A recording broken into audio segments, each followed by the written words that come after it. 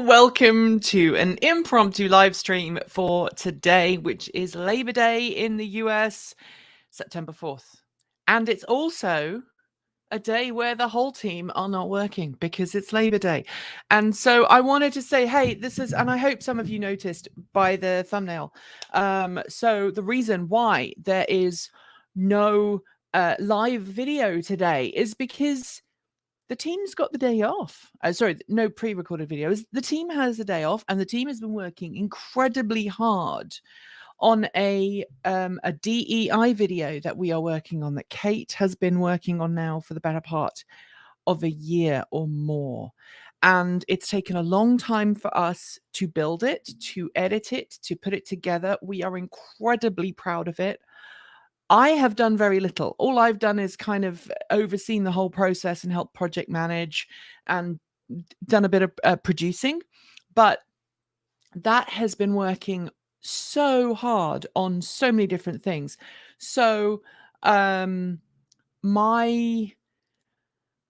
hope is that it will come out in the next week. We're putting some finishing touches to it. The animation alone has taken the better part of, I think, a month to a month and a half. Erin has been switching between projects, and if you're not an animator, you're not a creative person, a lot of people don't like switching between projects. I think Erin is one of those people. Erin likes to have her head down working on a project until it's finished and then shuffle it off to one side. But obviously making thumbnails, doing all of the other art and animation for the show sometimes means that that's not possible. And if you notice that the thumbnails for 10 and the Sunday Musing and the Chicken and Garden Update and for this are not up to their usual standard. And the reason is that Erin has been full bore on that. And so I did the thumbnails for the last few videos on the channel, and they're a bit pants, which is British for not very good. The other reason that we're doing this today, obviously, is, yes, Labor Day, national holiday in the US. And did you know the state of Oregon, where I am right now, was the first state in the US to officially acknowledge Labor Day as a public holiday. Labor Day in the US, for those who don't know, is a little bit like May Day in Europe. But they decided to hold it in September. I'm not a historian, so I can't give you the ins and outs of why that is. But obviously, it is a day to honor the hard work of working Americans. And I am throwing into that, rightly or wrongly, the work of anybody, any adult in America who has a job, who works hard, regardless of what their job is, whether they are, someone scrubbing floors in a toilet, through to someone working in a hospital, through to someone making videos for YouTube. And this is a very important day because it marks the hard work that people put in, a lot of people put in, and are ignored and are downtrodden and are not represented properly. It also acknowledges labor unions. And I know in America, labor unions are a contentious issue. And some people don't like labor unions. But I do want to show you this statistic. Can you still see me? Apparently, I am frozen. I am not frozen.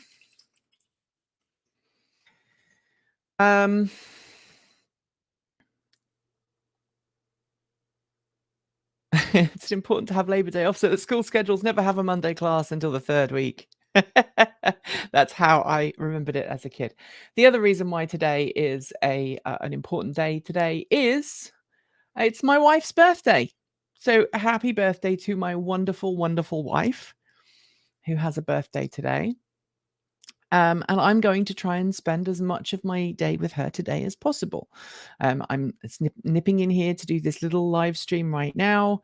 But then I am putting down my pens and my tools, as it were, and I'm not doing anything else. So I do want to show you this. So a lot of people have issues with labor unions and stuff. So let me just remove myself here. Don't know if I can do this appropriately. I apologize that it's not layered properly. Let me see if I can move this. There you go. I'm going to sit in the corner here. Apparently. No, I'm not. You know, I could do this a different way. Just give me a second. I'm hitting on the wrong buttons here. Blah, blah, blah. See if it's going to do it. It's not going to do it. Let me see if I can get this up again. Here we go. We're going to add it to, we're going to add this slide here. And we're going to add, I'm going to upload it from my computer so that you can see it. This is the screenshot that I was going to try and share with you earlier. Okay, it's not going to work. Okay, so I'm going to put this in a slightly different place. Because the streaming software that I'm using is sometimes a bit bizarre. So yeah, okay, just put up with me in the corners. So this is from the US Department of the Treasury, and it was published recently. It's put on their website, and it says labor unions and the middle class. It was published last month, and it shows that there is a direct relationship between the income of the richest people in America and union membership. So as union membership drops, the wealthiest 1% get wealthier. I'm just going to leave that to you to examine. I will link to that because I think a lot of the time we hear a lot of people who are anti-union and anti basically organized representation, right? People are against that and said it's unions are bad, you know, it's just mob bosses and all of that stuff.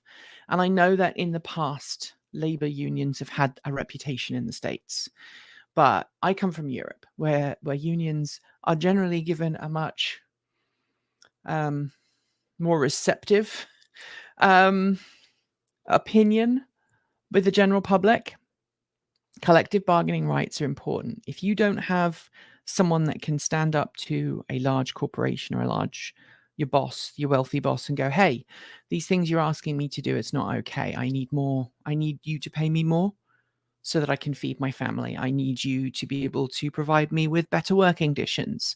Collective bargaining is really important. And I know that people are going to be upset and angry, and people are going to turn off and say, I'm bringing in, people are bringing in a lot of politics or I am bringing a lot of politics into my videos. But it's important to note that, you know, this whole rise of the wealthy getting wealthier, and people are finding it harder and harder and harder to pay their bills and exist. It's important to note that unions have dropped off. And as union membership has dropped off, the wealthiest people have got wealthier.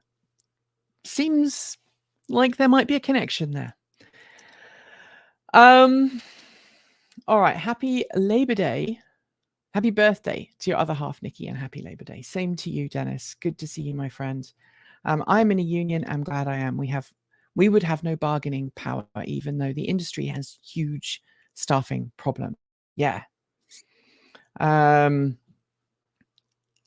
look, I wanted to spend some of this video talking about what we do here at this channel, because I think it's important to note. So everybody at Transport Evolved has the option, not everybody takes it, but everybody at Transport Evolved who works for Transport Evolved has the option to take part in a savings program, like a retirement savings program, right? So we've set that up. It is mandated in Oregon, so we're not doing anything different, but that is an option. Everybody at Transport Evolved has what we call unlimited days off. I know that sounds weird, but it means that if someone needs to take a personal day because they're having a bad day, they can take a day. They still get paid for it. They can take the day off. And we do that because if you are an employee and you are having a tough time of it, the last thing you need to do is worry about getting to work.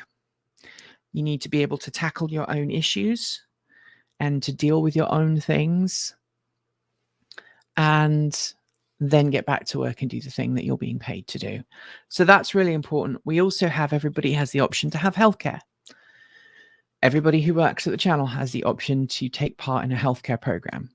Again, not everybody does, but everybody has the option to take part in a healthcare program. And we pay, i.e. the company, I guess me, the company pays some of it. But Nikki, you are working. I am working. So I'm working for this probably the next 20, 30, well, probably 45 minutes, let's be honest. I'm going to work for this, and then I'm stopping for the rest of the day, and I'm going to spend the rest of the day with my wife. It was my daughter's birthday not so long ago. So I think we're going to try and get together with her and talk to her and have a day with her. And my wife and I are going to do some stuff as well. We have plans. We have plans for today. Yeah, I'm not a workaholic, maybe a little bit. But the purpose behind this stream is to go, hey, this is why we're doing this today. Also, I do want to apologize to the German viewers. We had an error in Transport Evolved in TEN this week.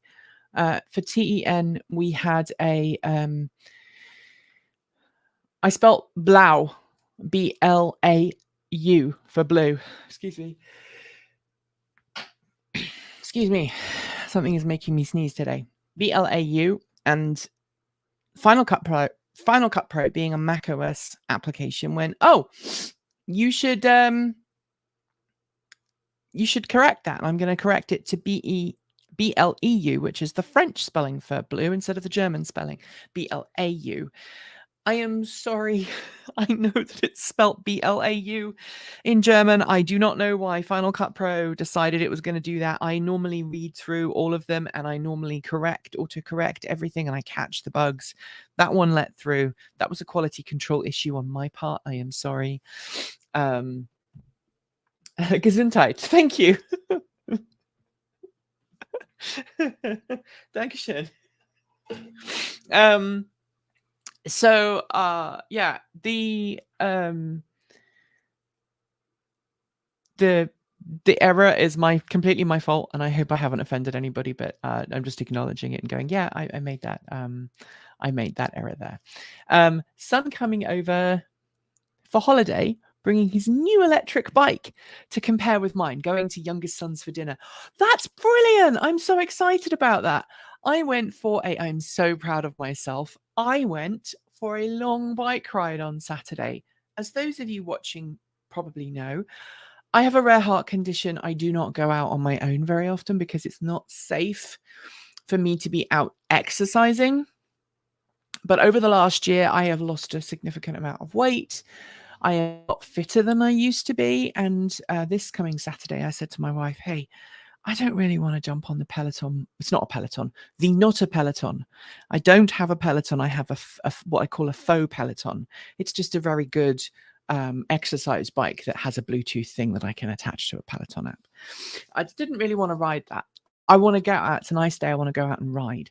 So I jumped on the electric fat tire bike I have, and I went out for a ride. And I live at 850 feet-ish, which is 250 meters up. So I jumped on that, rode down the hill. So the first 4 miles was downhill, but I did pedal all the way. I didn't use any power. Got to the bottom, got to the local town. It's like, okay, I'll just get to the gas station and I won't turn the motor on. Got to the gas station. I was like, I'm just going to keep cycling. It's actually quite easy to ride this bike right now without the motor because I'm now at a level of fitness where my legs are kind of quite muscular and I've done a lot of hill climbs. This is easy. Went across the freeway, went around some local roads, ended up climbing back up towards the house. The long story cut short, I did 17.5 miles, and of that, about 4.5 was downhill, 2.5 was uphill, and I only used the motor for that final 2.5. But that was because I had to climb to probably about 400 meters. So what's that? About 1,200 feet. in 2.5 miles. So what's that? 3.5, 4 kilometers. So I used the motor for that last bit. But yeah, I was really proud of myself. I did a good ride. So electric bikes are awesome, and there's going to be another video coming on that later this week. Just as a shout out, if you're not already a Patreon supporter, I would really love it if you'd consider becoming one, because our YouTube ad revenue has dropped significantly. I can tell you, a couple of years ago, August ad revenue in 1 August, we earned nearly $6,000 from YouTube ad revenue. This month it was down to 2. So that doesn't pay the bills.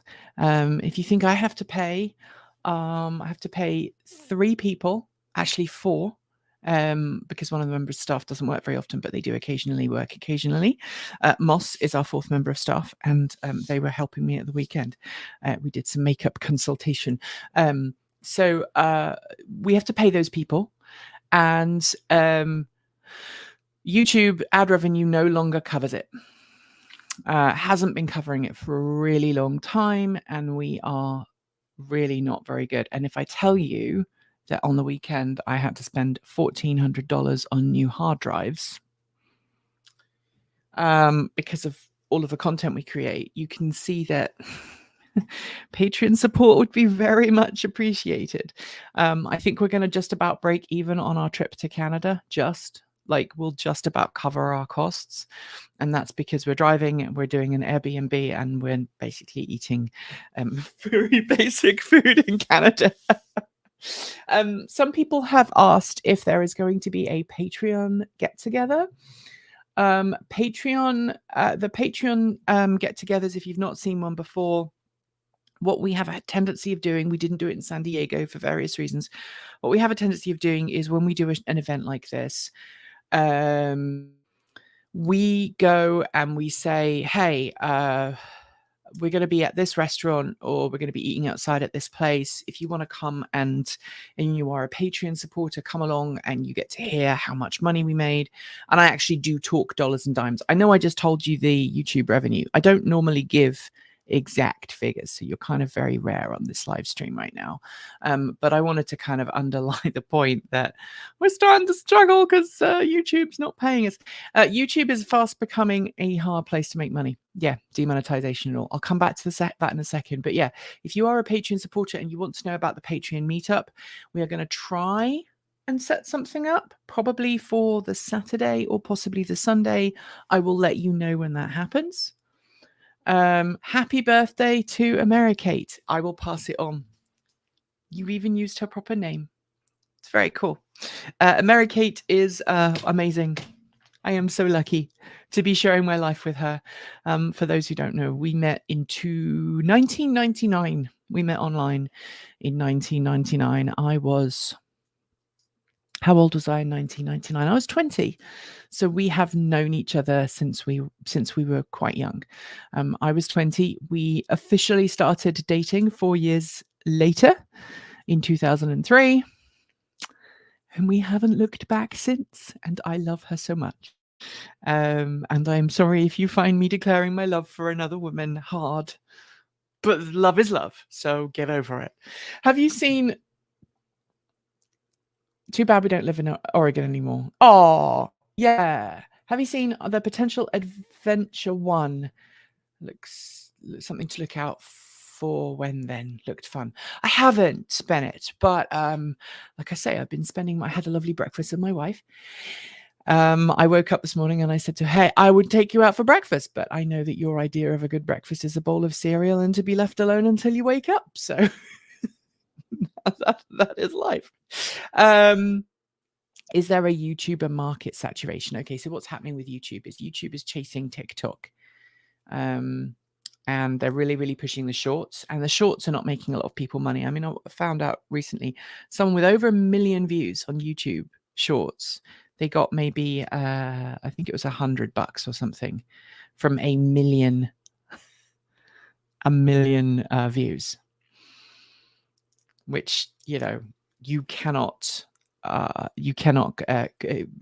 deal with. And YouTube has also changed how it's doing ads. I've had a lot of people reach out and complain that we're putting too many ads in our videos. We don't choose where the ads go. YouTube is automatically putting them in unless we go through and we manually remove each video, which takes a lot of time away from us and would decrease our ad revenue even more. Does that make sense? If we removed, so we made a 10-minute video the other day, YouTube put eight ads in it. If we go in and we remove those ads and we just leave it with like one ad, YouTube punishes us for it.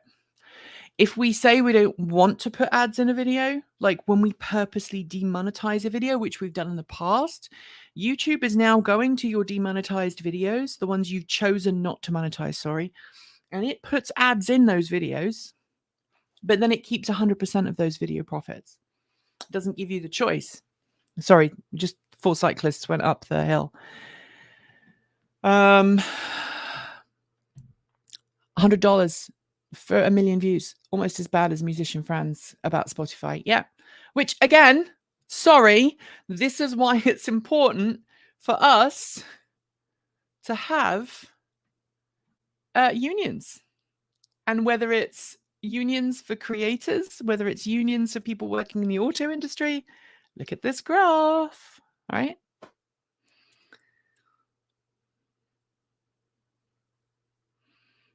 The more union membership goes down, the more politicians rail against it, the more people talk and say bad things about unions, the richer the top percent get, which is why we're doing this video today. Didn't plan this. Okay, maybe I did a little bit, but yeah, Android police have an article this morning about shorts cannibalizing long form. Yeah, absolutely. They really have. And I don't know what we're going to do about about PeerTube, because I can show you right now. We have a PeerTube account, as I'm sure you all know, and PeerTube is awesome. And you can watch all of our videos on PeerTube, and you can go from there. Are you on, or are you considering going on Twitter?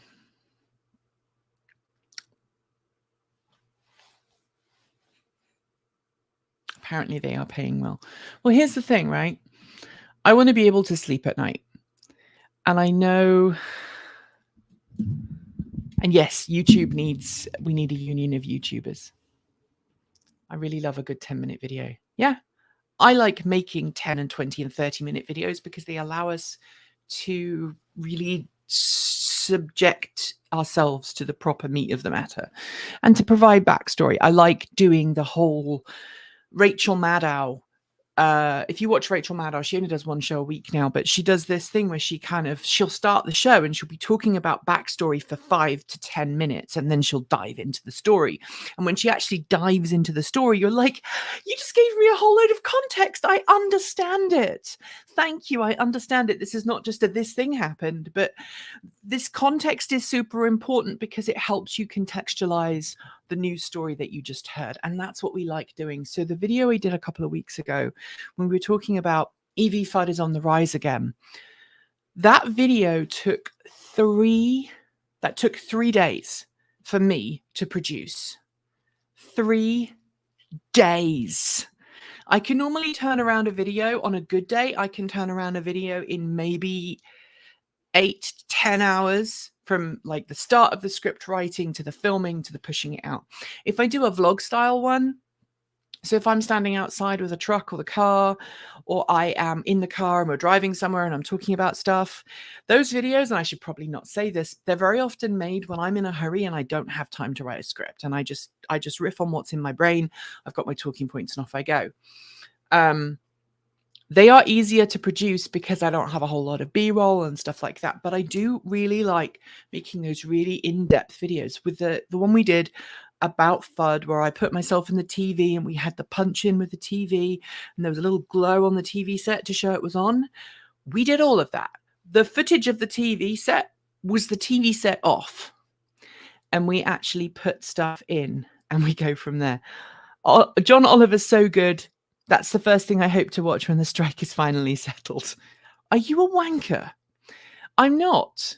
I took care of that. Sorry.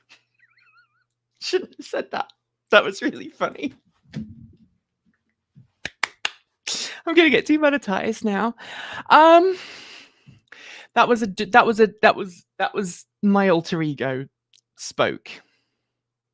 That was my alter ego, Queenie. She sometimes sits on my shoulder and speaks out when this young lady has no filter. So that was just, she spoke through me there.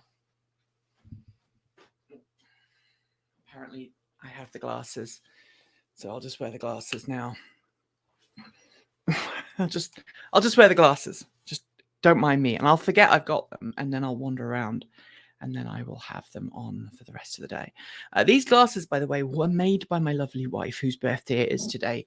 They are made out of wood. They've got some magnets hidden in them, and this is just some cord, and they're very great. I'm going to put them back on there.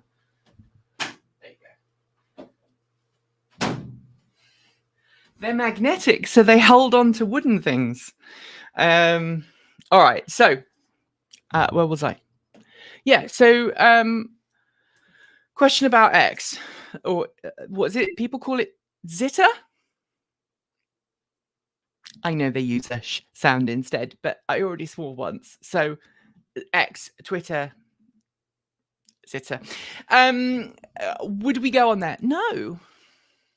And here's the reason. I need to stick to my principles, and I know the team feels the same way. If I exploit / turn a blind eye to someone who is actively campaigning against a minority that I am part of, what does that say about me as a person? That I'm willing to allow myself to make money off of somebody who doesn't really want to support who I am, or even acknowledge me, or wants to make my life difficult. Why would I try and make money from that? Elon Musk, I don't really want to talk about the man. Elon Musk recently there's a biography coming out, right? With Walter Isaacson, the same guy who did the Steve Jobs biography, has done a biography of Elon Musk. And some snippets were kind of released over the weekend. Elon Musk has already talked about how he blames the school his daughter went to, private school. He blames that school for turning her mind, basically turning her into first a socialist, and then he claims a communist, right? All rich people are terrible. That was basically, I'm paraphrasing what was said in the interview, in the article. He was paraphrasing, I'm paraphrasing, sorry, that. And the underlying message was, he blames the school for turning his daughter trans, which is not how it works. And he posted Twitter because he wanted to stop the quote unquote woke mind virus that caused the school to make his daughter trans. He has removed a lot of protections on Twitter, X, for LGBTQ people. He's removed a lot of protections that were there to prevent minorities from being harassed, whether that is based on their ethnicity, their sexuality, their gender identification, their ethnic group, or any other, feature that puts them in a group. And over the weekend, I understand he doubled down on some anti Semitic behavior. He is campaigning against the ADL, the Anti-Defamation League, which is a Jewish organization designed to fight anti-Semitism. He is attacking them. He's blaming the ADL for the rise in anti-Semitism, which is ridiculous. For me to go on to Twitter, our X, would do one of two things. And I want to just pause here because I want to make sure that I really clearly lay out how I feel about this.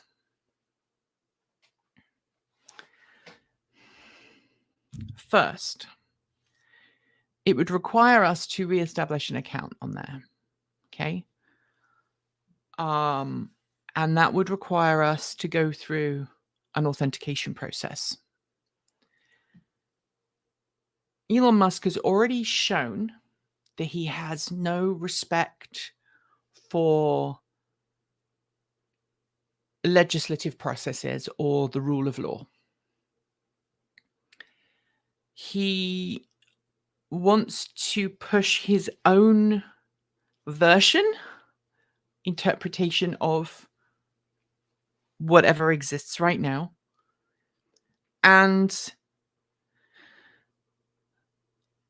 has, again, time and time again, proven that if someone is critical of him on Twitter or X or whatever you want to call it, he will use his power as the owner of the platform to wield a big stick against that person.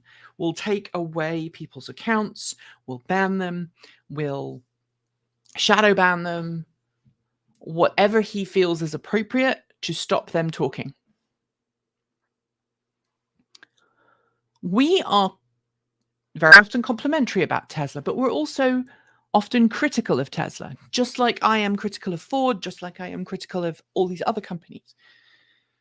Companies do good things, companies do bad things. The larger the company gets, the harder it is for that company to do good as much as possible, right? Because the more people there are, the more parts there are.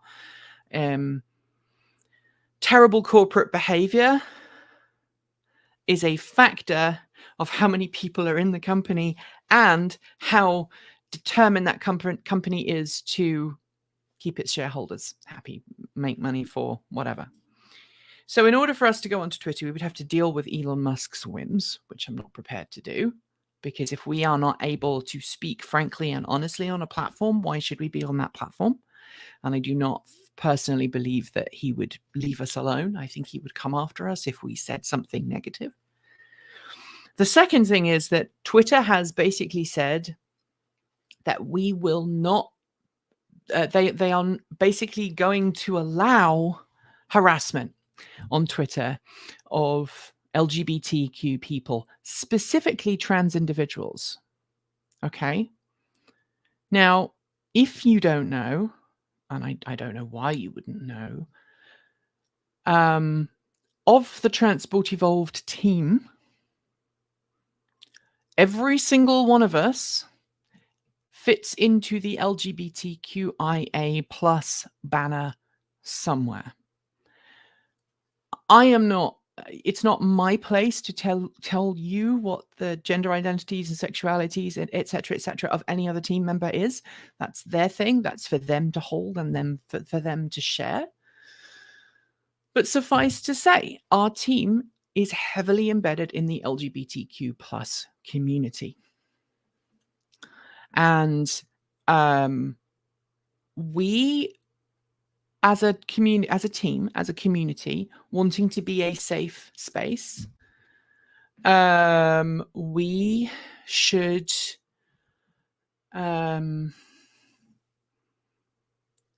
not have to subject ourselves to the kind of harassment that we get on a daily basis.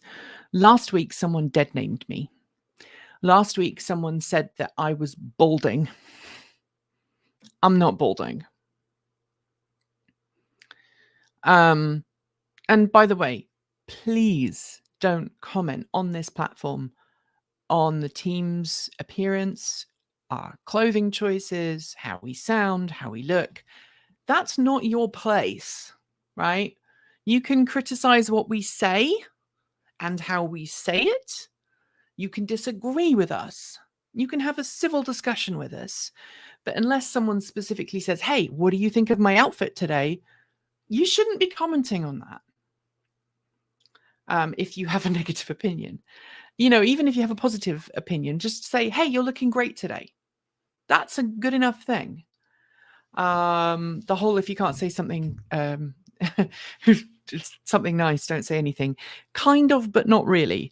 Anyway. Oh, we're going there, are we? Remember, Henry Ford was a Nazi sympathizer. Volkswagen was started by Nazis. Next, you'll be telling me that Nazis are the reason we have cars. Look, Jonathan, it is important to acknowledge history, right? History is important. History tells us how we got to where we are today. But we shouldn't use history as a reason, as an excuse to excuse the actions of someone in the now, right? If a company right now is doing things differently to how they used to do things, great. I mean, a company that used to do things badly is now doing things better, great. If a company is continuing their path and continuing the bad behavior, we should call them out on it. I call out Elon Musk and Tesla's behavior on certain things because, we go from, how do I put this? Actions now are more important than actions in the past.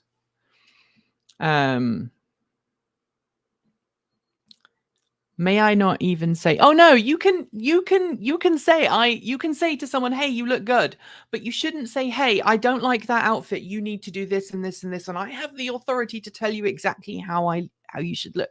Because let me tell you, if I had $1 for every person who has tried to give myself, Kate, or other team members clothing, makeup advice, or something else under the supposed I'm an expert, therefore you should pay attention to me, I would be wealthier than I currently am. I would also not be asking you to go to patreon.com/Transport Evolved and support the channel, because we'd be getting money every day. All right.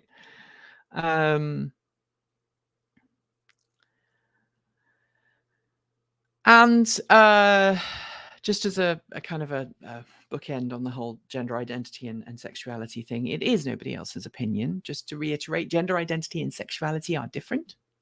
Okay. My gender identity is female. My sexuality is gay. Those are different things. They are not connected. Not really. I suppose tangentially maybe, but they're in different sectors. Civility and respect goes a long way. That's basically all we're asking for. So yeah, back to this, why we are not on Twitter/X. We're not on X because we don't want to subject our team to more aggression than we already get on YouTube. Honestly, I think if we went on to X, I would quit. And I've had multiple interventions from people going, you really need to find a new job because it's mentally affecting your well-being. And people say, well, why do you talk about these things? Why do you bring these things up? Well, as a person, we are a whole, right? We are a whole. Everything makes us who we are.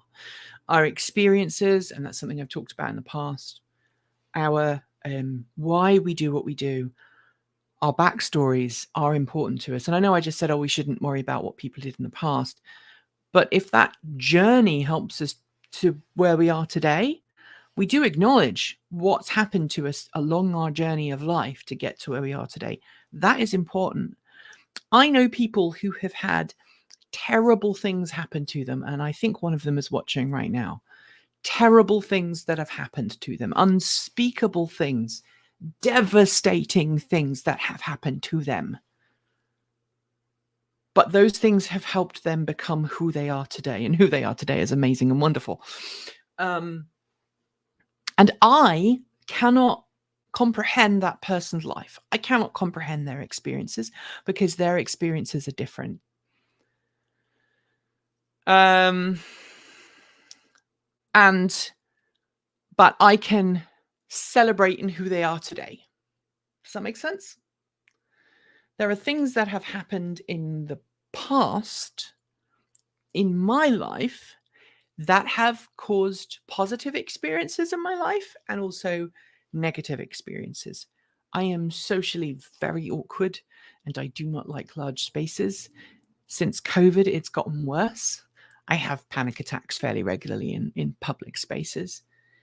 And I will very often just shut down. So I mean, like, if you see me at Fully Charged Live and I'm not completely kind of there, I'm probably just processing the crowd. Okay. Things that have happened to me that I'm not going to talk about because I don't want to talk about them, but things that have made me who I am today in a good way and in a bad way. Certain things that have happened to me in recent times, let's put it like that, we've got to that point. I'm not sure. Okay, so I'm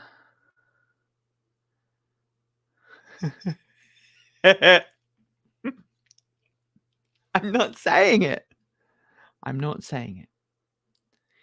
So, yeah, that's why we're not going to be on X, Shitter, Twitter, whatever you want to call it. Although, as someone quite rightly pointed out, X is the name that Elon Musk wants, so we should use X.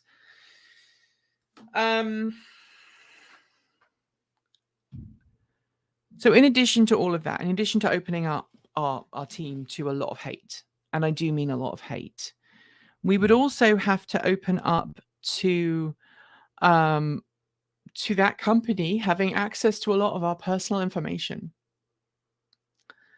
And I personally don't feel comfortable with that company holding my information. It's as simple as that. I think we have too much of our personal information is available online.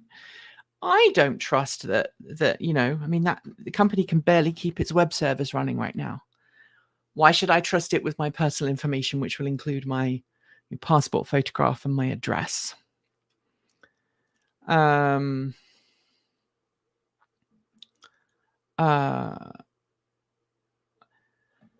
So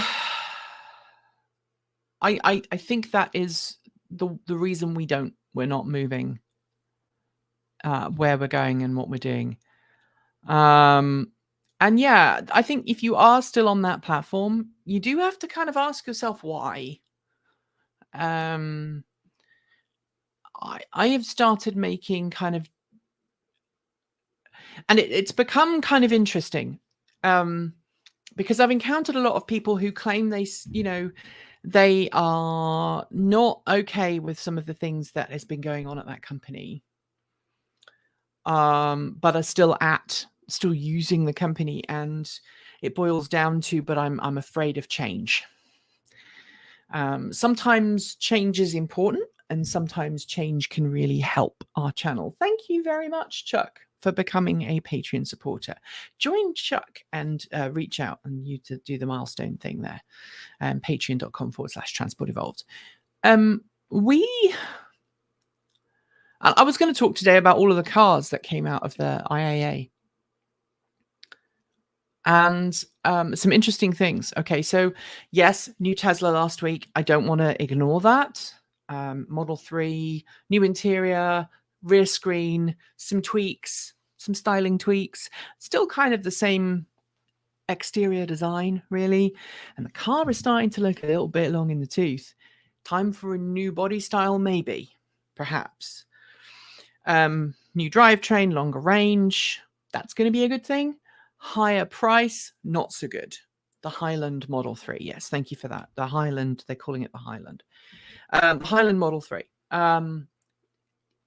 Look, we're still not seeing that affordable Model 3. And I don't care. If you think $35,000, $40,000 is affordable, it is not. It is not. I just did the math a couple of weeks ago on the show. If you haven't looked at that video, and it's not just Tesla, okay? Every automaker is doing it.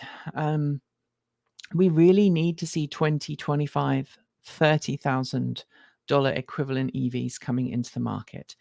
It's a good value. Yes, if you can afford it, it's good value. But also, I think we are pushing towards as a channel, what we would like to see is more affordable EVs and more efficient vehicles, which is why I'm kind of excited. And BMW said its new vehicle is going to be 25% more efficient. Mercedes-Benz just unveiled the concept CLA. It is going to be more efficient. The 2026 ID2 looks good. Yeah, absolutely. I am very excited about that. Also, Volkswagen unveiled the GTI, right? Basically, the ID2 GTI, the Rabbit GTI. That's basically where they were going with that. That is a car I cannot wait to see. I hope it makes it to America. I think that will be a really awesome show. Thank you to whoever just donated on Ko-fi. I don't know who it was, but I just got a message. Thank you. You're awesome. The important thing about the Highland is it's not a crossover. Yeah, look, we need more affordable cars in all segments, right? We need more cars in all segments. And right now, what the auto industry has not got its head around is that we need all models in all price types. And unfortunately, the auto industry is still killing its energy, still killing its time, trying to chase Tesla, trying to chase high-end luxury or more premium vehicles. And we need more vehicles, more across the board. I would love to see an ID model that is the same size as the E-Up. Yeah, this is why I was so bummed that the Sono Sion never came to market. It's had so much promise. Thank you very much, Duncan. Have a good day. We need to get more affordable cars. So apparently there's something I was reading over the weekend. There are now more battery production facilities in China than we actually need to make than demand right now. So that should ease demand on batteries. And yes, China has issues and we need to push China to be better. China has lots of human rights violations and lots of really despicable things that it's doing as a nation, and that is not okay. But if China can do it, then other countries should do it too. That's basically my argument. We don't necessarily have to use all of that Chinese battery production. We should be decentralizing battery production. It should be a local thing. So if you're building cars in Germany for the German market, use batteries made in Germany or just down the road in Belgium or France or wherever, right? If you are building EVs in North America for North America, batteries that are made in North America.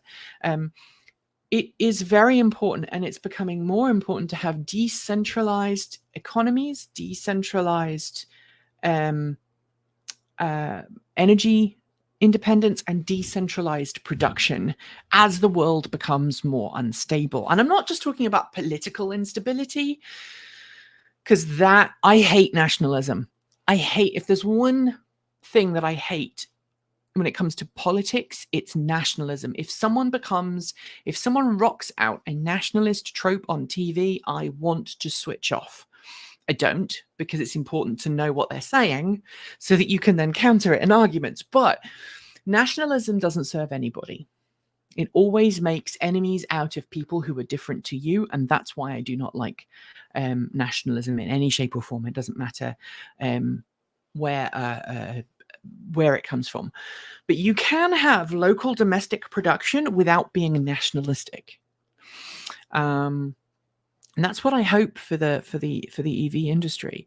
But yeah, decentralized production, whether it's energy, whether it's batteries, whether it's goods, services, is really important, because as our climate becomes more unstable, as we start to see more and more massive, devastating natural occurrences, disasters, fires, floods, massive storms, hurricanes, huge snow, polar vortexes, that knock out entire swathes of a country, or sometimes even an entire country, being able to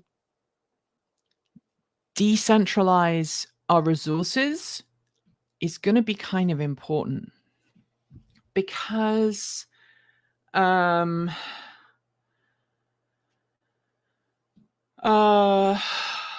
we have to see, as things become more unstable, we need to be able to have these small regional responses to massive events. And if you have, we saw this in Japan, right, in 2011, when we had the tsunami, right? All of the factories that produced paint were in the same kind of region, and when the tsunami hit, a lot of those factories were pushed offline, and the auto industry really suffered. Certain pigments they couldn't get hold of. I was very lucky. My Nissan Leaf, Hiro Nakamura, who I really hope is still on the road. If you ever see WJ2 LFR, we're just two leafers on the road in the UK. That is my former EV, my first generation Nissan Leaf, which I think is still on the road. That car left Japan literally the day before the tsunami hit, and was on a boat, on a ship, to Europe when the tsunami hit. Otherwise, I would have lost my car and had to wait longer for production to restart. But that's a good example, right? If you have all the factories in one place, all the factories in Detroit, all the factories in wherever, if you have them all in one place, and a natural disaster hits, it becomes a lot harder for that industry to recover. Whereas if you have lots of different facilities that all do similar things in disparate places, then if there is a major earthquake, if there is a major natural disaster, you can actually start rebuilding a lot quicker. And that's one thing I would like to see when it comes to battery production facilities, when it comes to generation. Many energy storage things can be used in parallel. Yeah. All right, let me tackle this one. Sad to see the media invoked politics of X is making people think a YouTube union is necessary versus competition. No, I wouldn't say that X is a competitor to YouTube. Yes, there are plenty of competitors to YouTube. And unions are important. I mean, if you think that just having lots of different choices is a way for individual creators to get a good deal, I feel sorry for you. Because unless you have a group of people who are, unless you have a group representation, right? You have collective bargaining rights. Doesn't matter how big the group, the base is, how big the customer base is, you're still going to get taken advantage of, right? Until you get to a point where you as a customer, or maybe you as a product, because let's not forget it, for YouTube content creators, they are the product for the companies that are then selling advertising, right? Or that they are the way that they make money, right? You need to be able to have a representation that goes to that organization and go, that thing that you're doing, yeah, that doesn't That doesn't work. I'm sorry. That is not working for us. You are taking advantage of us. Please stop. Doesn't matter if all those people then drop and go somewhere else. I mean, can you imagine? Could you imagine if I, as a content creator, said to you, okay, we're leaving YouTube forever and we're going to be on this platform now. You have to come over and see us on this platform, right? We go over to that platform. And then after a while, we go, actually, that platform really sucks. They've started doing all the things that YouTube was doing, and that's not cool. Let's go over to this other platform. Let's go over to that other platform. We go over to that other platform, and then we look at that, and then we go, oh, no, that platform's starting to take advantage of us. We'd just be going round and round and round and round and round and round and round. Whereas if you have a union, you have a representative group, you have collective bargaining, you can go to the person who's in charge of the thing that you're doing and going, hey, hello, we represent, let's pick a number. We represent 100,000 creators. We 100,000 creators are responsible for X amount of income that we bring to your platform. And you pay us this, but you get to take this much video back, this much money back. We don't like that thing you're doing. And if you continue to do that, then yes, all of us, collectively, all of us will move. That's a much more powerful thing than individuals jumping. Does that make sense? That's why it's important to have this collective bargaining. And if we move to X, we wouldn't have any rights as creators. We would literally be just as much at the whim of Elon Musk as we are on YouTube right now with whoever is in charge of the YouTube thing. So it's important that we as a group stick together and try and make sure that we look after each other and we make sure that all of our, I mean, I don't know if they're still in the chat room right now. I saw Liv in the chat room earlier on. And I know that all of us creators, when we get together, we talk about our experiences on a platform, all the things that we're trying and what works and what doesn't and what we're doing and what we're not doing. We talk about that as a group, right? Would I go on Nebula? Yes. But Nebula won't have me for some reason. I don't know why. I've had a couple of people go, I'll put in a good word for you at Nebula, and then it goes to nothing. So either Nebula doesn't want us or Nebula doesn't care, or we're not big enough for Nebula, or we're too political. I don't know. I would love to go to Nebula. I would love to go onto PeerTube. I've always said that consumers are the ones who really have the power, but organizing is not always that easy. Yeah, I mean, YouTube, okay, so for YouTube, X, whatever, our rights as creators, we have a relationship with YouTube, right? We would have a relationship with X. We get paid money for giving our content. But it's important to note that we're kind of customers. We're not employees, definitely. We're independent contractors. We're paid as independent contractors. So I have to give them tax information, right? When I do my YouTube ad revenue, I have to give Google, here is my my IRS details. Company, my company name, my company address, where I live, my personal IRS details, and my company's IRS details. It's those two things. They keep it. They pay me. They tell the IRS they paid me X, Y, Z. I obviously at the end of the year do my taxes and all of the things I do, right? So just to be completely clear here, Transport Evolved is a company. We're not just a group of YouTubers. We are a company. It's owned by myself and my partner, whose birthday it is today. Happy birthday, Americate. How many more times can I put that in today? We own the company, and we pay taxes. We're one of those weird companies, an LLC that's also a partnership. So we file our taxes as a partnership, but we're also technically also kind of sort of an LLC. It's kind of a bit weird. It's a special tax bracket that's very unique if the people who own the company happen to be married. Anyway, so I pay my taxes. I pay taxes. In fact, I'm going to have to pay some taxes this week on things. And we go from there. My taxes sound complicated. No, not really. I'm an independent. I'm an individual. What do we file as? Sole trader. We file as sole trader, but we're a partnership, but we're also an LLC. It's weird. Anyway, I pay my team. I submit the payroll. I have to pay taxes. They pay taxes. I pay taxes on their employment. I have all the insurance stuff. You're too small not to pay taxes. You only get to not pay taxes if you're one of the top 1%. Yeah, exactly. So that is why that is, it's not like a thing where, where YouTube pays me money and I shove it in my back pocket. That's not how it works. And I give everybody a brown paper envelope every month.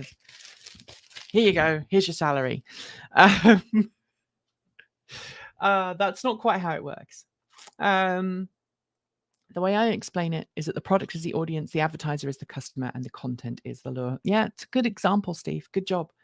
By the way, Steve, I don't know if it was you yesterday on a local highway west of Portland, but I waved. It was a pickup, a dark blue Lightning, and I think you have a dark blue Lightning. Anyway. Are margins on YouTube better for viewers who are YouTube Premium subscribers? I don't think we get a whole lot of money from the YouTube Premium. Honestly, I'm a Premium customer, right? So I use Premium because I don't want to watch the ads. I don't think there's much difference. Sponsorships. Now You Know has built its platform by heavily relying on Patreon and sponsors. They don't use YouTube ad payments for the most part. But I don't know, Dennis, if you missed earlier. YouTube has changed it recently so that if you don't put ads on, they put ads on. So ads are going to be there one way or another. The best way to not have ads is to do YouTube Premium.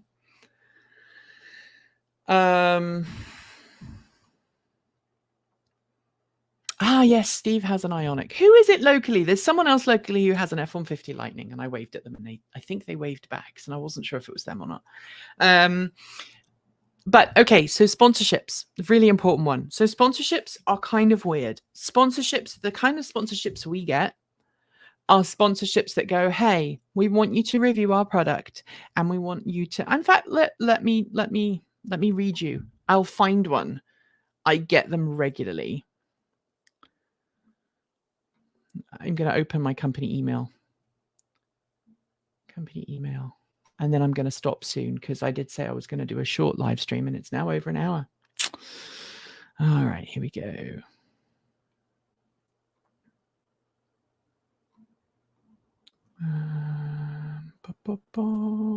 I get a lot of emails. Please excuse me while I find them. Paid sponsorship. Here we go. Hello. It's a good start. Hope you are all doing good. This RC toy car is made out of the prototype of Mad Max. This is a remote control off-road monster truck from insert name of company. I'm not going to say the name of the company. We kindly request a collaboration. Name of company is showcasing our latest products in the remote and app-controlled vehicle product category, dedicating in the quality. This is good English, yeah, of each product to bring guests a better shopping experience. Here is the information about the campaign. Brand name, product type, product link. May I know the rate of YouTube video on your channel? So what they are wanting me to do is make a review going, this is a really cool vehicle and it's awesome and look at the cool things it does. And then I say, okay, that will be $1 million. And then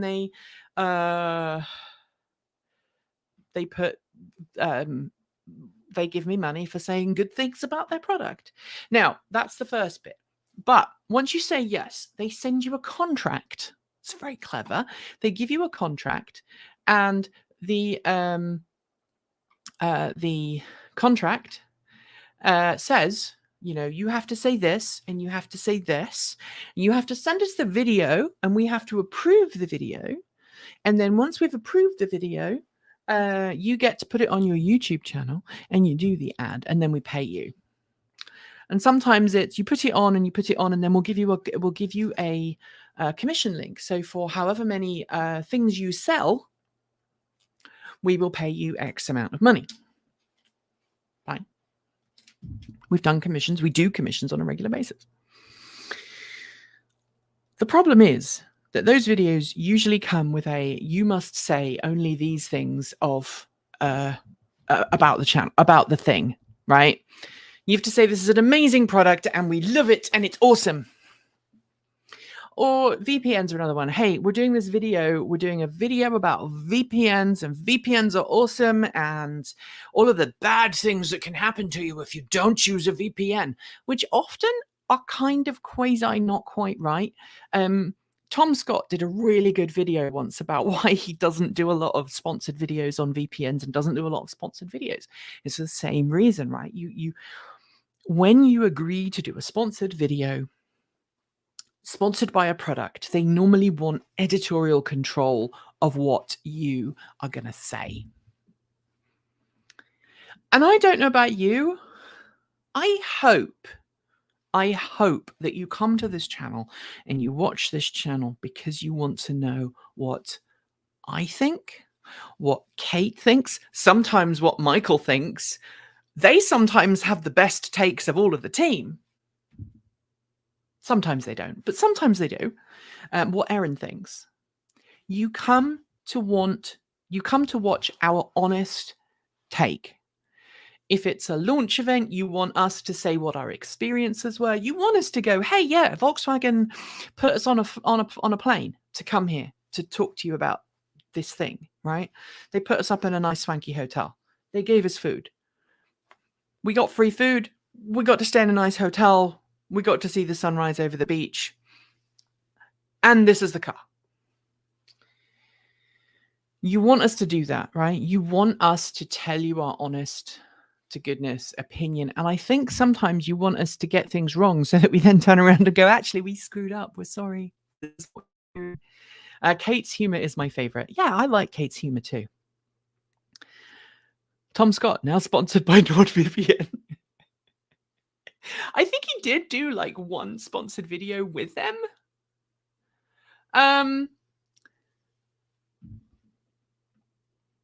Understandably, it has to be a product you believe in. Ridge wallets are a joke and highly overpriced, says Dennis. Schlickenau? Did I say that right? Schleikau? Anyway. No, I want you to be puppets of your advertisers because we don't have that everywhere in our lives already. I would love to work with Pride Counseling. I think that would be fun. I would love to. I'm surprised you know about Pride Counseling. That's cool. But yeah, we want to make good quality content. And you know, just talking about Ridge Wallet for a second. Can we all say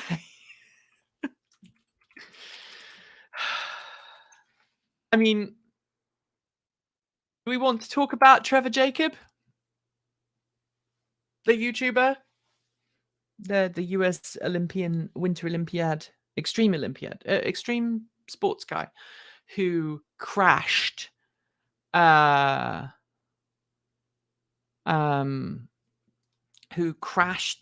plane on purpose in California in the mountains as a way of getting hits for a YouTube ad replacement. That guy is just about to get committed. He's about to get sentenced, right? He's going to get sentenced to jail. Not because he crashed a plane on YouTube, but because he crashed a plane on YouTube purposely. If you don't know about Trevor Jacob, go look it up. He was a YouTuber, influencer. He's the explanation of why sponsored ad segments can be so insidious, right? And I think it was a Ridge Wallet sponsored video. He bought this old plane. He does have a pilot's license, or he did have a pilot's license. He bought this old plane. He changed out the engine, didn't file that. That is illegal, by the way. You can't just change an engine on a plane and then use it. You have to actually go through the proper process to say, hey, I just changed the engine. It's all airworthy now. He changed the engine. He went, Pride Counselling is a remote counselling service for LGBTQ people. I would love to be involved in that. If anybody has a contact with them, I'd love to try them out, and I'll tell you that in a second. It's something else about our sponsors.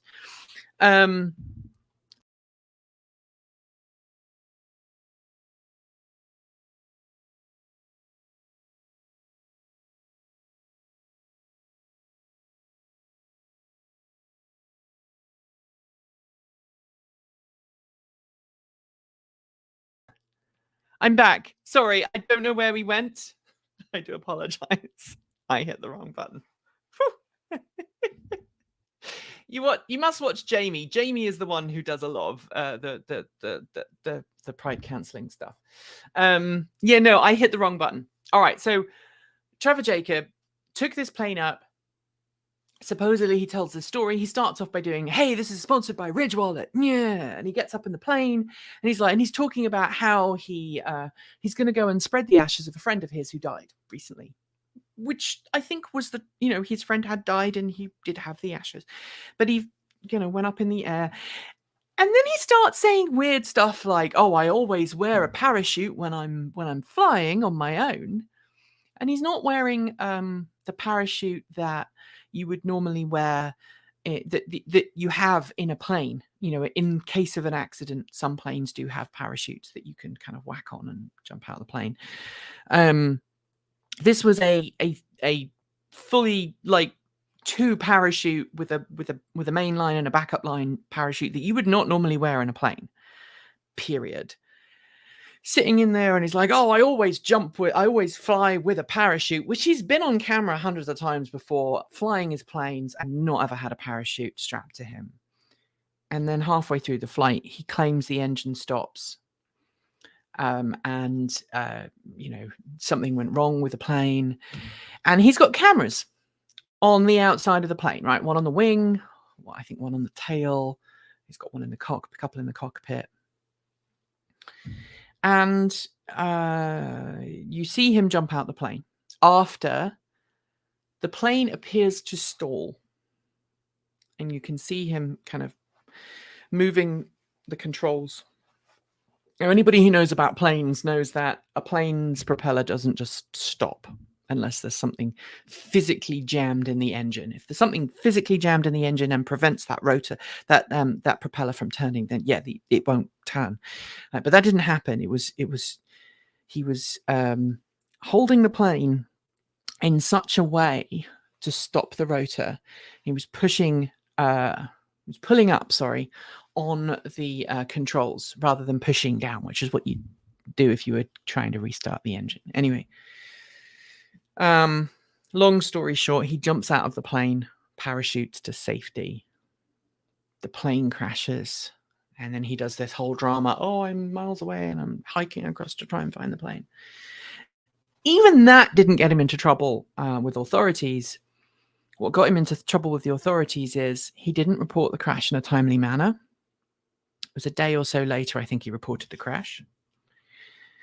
He didn't help the crash investigators with finding the wreckage. He actually paid a helicopter salvage company to go out, pick up the wreck, take it back, cut it up into pieces and destroyed the evidence. It was the destruction of the evidence that got him into trouble. And he's in a lot of trouble. He screwed himself over good with all the evidence he filmed. Yeah, like leaving the door slightly ajar, parts of the plane that weren't properly connected, looked like they'd been willfully disconnected to try and cause things. So yeah, definitely stuff. But we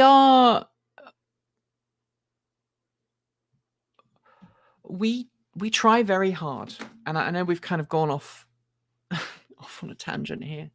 We try very hard to make sure that when we film stuff, we are authentic about our filming experiences. We tell you what happened with X, Y, and Z.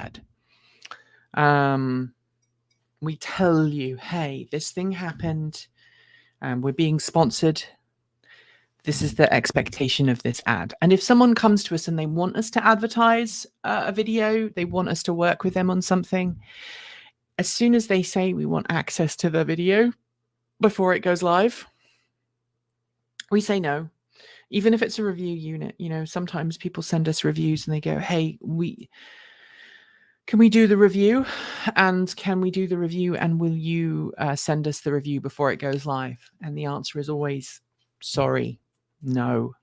We will not send you the video before it goes live. And the reason we won't is because if we say something on camera that you don't like, and you want someone to tell us, Mentor Pilot has a very good video on his transitions. Go and watch Mentor Pilot. It's a very good guy. If you want us to say something about your product and what we say is not what you want us to say, you are mistaken by the type of outlet we are. If we have had one company who has backed out of a review. They sent us a product. We went to review it and it was terrible. And we gave them the chance to look at it. And they said, will you review it? We're like, but it's broken. And they sent us out a replacement and that was broken. And they sent out another thing and that was broken. So at some point we will make a video about it. I'm waiting until enough time has passed so we don't fall foul of anything from them. But it was a terrible product, and we will say this is a product you should not be buying. What is better, YouTube membership or Patreon? Absolutely Patreon. I think my Patreon processing fees are pretty small. We need to increase our Patreon by about another $2,000 a month for me to feel comfortable with how Transport Evolved is doing financially.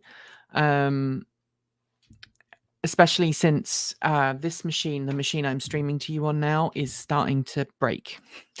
We have a 2017 iMac Pro. That is my edit machine. Everybody else at Transport Evolved uses M-based Macs. Everyone has a newer machine except me. That is because I am the last person to upgrade anything. I'm the last person to get paid. I'm the last person to upgrade. Everybody else comes first. I'm the one who's working on a Monday on Labor Day.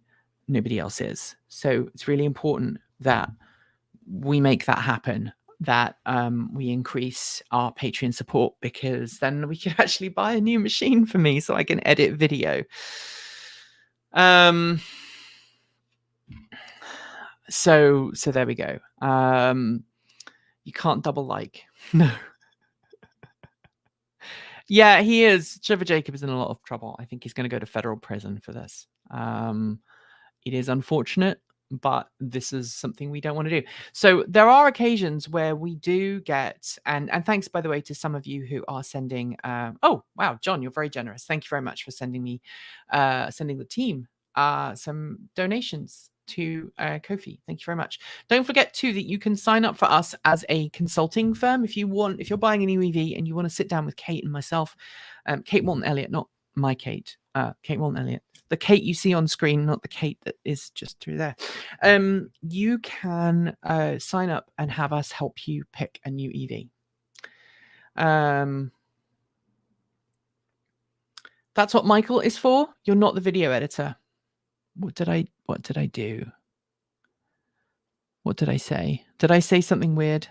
I still edit 10. Yeah, I still edit 10. And I still do timeline edits. Now it makes sense. Okay, so I do timeline. So I do timeline edits. So and Michael, they do not like it when I just give them, hey, go do this. They do the pretty stuff, and I do the timeline edits. So a timeline edit, what a great question. I can show you. Would you like to see? And sometimes I do still do edits of videos. I can actually show this to you. Give me a second. I'm going to present a screen to you. All right, here we go. Boo, boo, boo, boo, boo. All right, here we go. Oh, that's a bit small. See if I can make this bigger. There we go. All right, so, oh, what's the timeline edit? There you go. No, go away. Go away. I'm hiding myself. Hello? Hello? Can you see me? All right. So timeline edits so this is our edit programming that we do. So I can actually show you. No, I can't. All right. So projects. So a timeline edit. Let's go to vlogs. August 2023.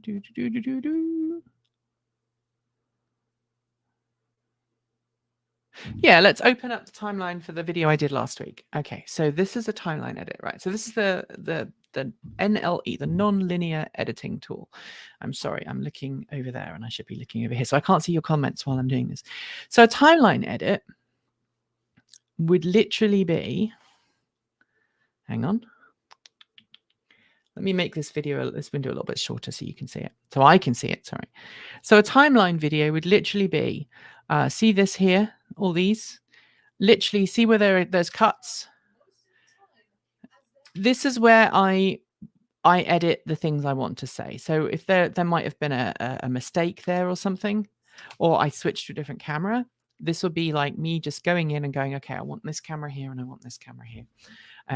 And you know, I made a mistake here. So you can see here, sometimes you'll get B-roll over edits. So here I clearly made 2 or 3 mistakes in a short period of time. So my timeline edit literally just cuts out the bits that I don't want to make it into the final video. And then over the top, we put B-roll. Now, in this case, I did this entire video, right? I did the entire video from start to finish. That's just me. And I didn't give any of that to Michael. They weren't in that day when I edited it. So, but sometimes what happens is that I will be editing like a car review, for example. Let me load up one of the last car reviews we did. August, Mercedes-Benz EQE 4MATIC. Let me show you that one. So you can see this. And you're also going to see some of this media is offline right now, because that would be, they were working on it last. So let me just relink all of that video footage. Wonder if I'm actually, no, I am connected. So sometimes what happens when we're doing a video is Michael works remotely. They live far enough away that I don't have to, that it's not nice to commute here every day. So they work remotely, and we now have a remote way of getting video footage, you know, backwards and forwards. They're in like once a week. They come in to help record 10. But reviews. Nope, that's the wrong one. I'm just relinking the footage so you can see it. Give me a second. There we go. So they have all the footage in a separate place on the timeline. And I, whoops, cancel. I have a separate place to store all the footage. So I have to relink it every time I open a project. If they've been working on it, I have to relink it. So here we go. Search for that. So you're going to see in a second. Some of these clips are not going to show up in the timeline, right? So some of these you're not going to see. But all of this is a Michael edit. So you'll see all of this: montage, vertical montage, timeline, stand-ups, drives. This is all Michael, right? So I may have gone through with Michael and I may have found all of the, we may have gone through the edit and gone, I want to say this bit, I don't want to say this bit, or I like that take and I didn't like that take. In this case, Michael did all the editing. But Michael does all of the color correction. And actually, let me see if I can show you what it looks like. So this is a good spot here. Where is it? Blah, blah, blah, blah, blah. Where is it? Here. Right. So what you're seeing here is what it looks like after it's been colored. If you look now. Oh, maybe I didn't do it right. Hang on. It may have been because there were two cameras here. Actually, I need to go into that open in timeline. There we go.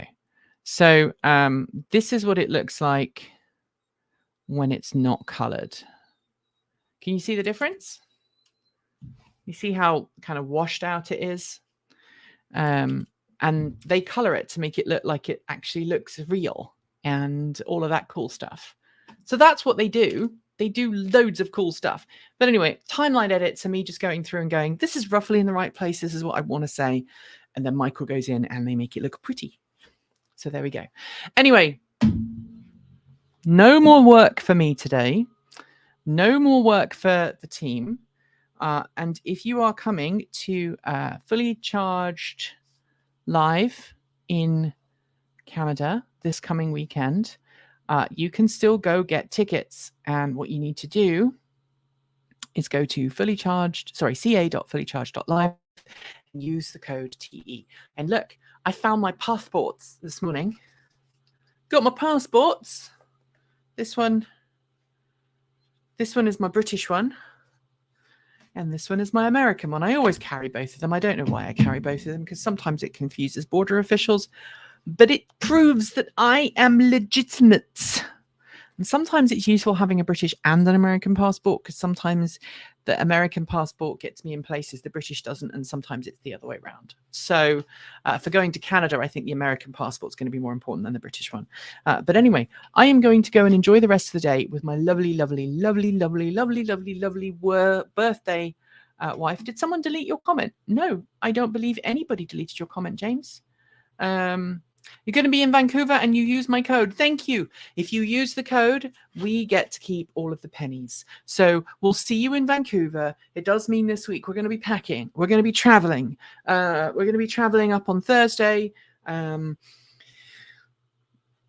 going to be busy. So it does mean that the chances are we're not going to be doing our usual videos. So please be patient with us. And I am going to go and spend the rest of the day with my lovely wife. I hope that you support content creators, even if it's not us. I hope you support people who want to unionize. Remember this graph. It's important. And remember that there are some really, really cool people out there doing really cool things. And it's not just other stuff. I didn't see that comment on increased revenue. I did accidentally I did the what's better. Does you mean that one? Because I saw that one. I can't see anymore. So I don't know if it didn't appear. The videography one. Huh, weird. If you want to send it to me now, just send it to me now and I'll keep the stream live for a few more seconds. Come on, come say hi. Hi. Hi. Oh, hello. Oh, doggos. Oh, doggos. Oh, you're not coming in? This is Sky. Sky is awesome. Sky is the best. She is a very good dog. Aren't you, Sky? You good girl. Oh, yes. Oh, you're so excited. I'm doing all the fun things. I'm having such fun. Sky is the best. And then, can you get down without pulling my shirt off? Ghost up. Oh.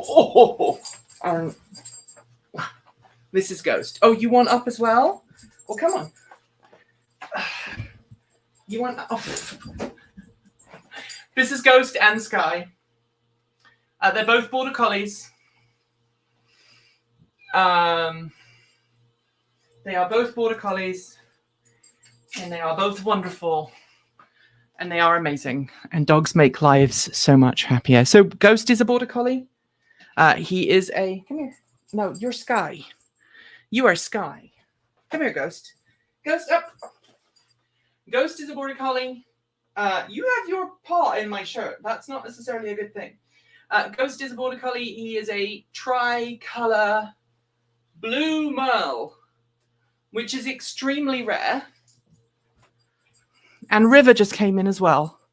River is the Labrador. If you follow me on Mastodon, you get to see. And look, the dogs managed to mess up my hair. They're both from east of Portland. Yeah, so they make my life joyous when the internet makes it bad, and they're gonna play with each other now. So anyway, enjoy the rest of your day. Thanks for joining me, and as usual, as always, keep evolving. And now I'm going to play you a trailer for something that you really should go and watch if you haven't already.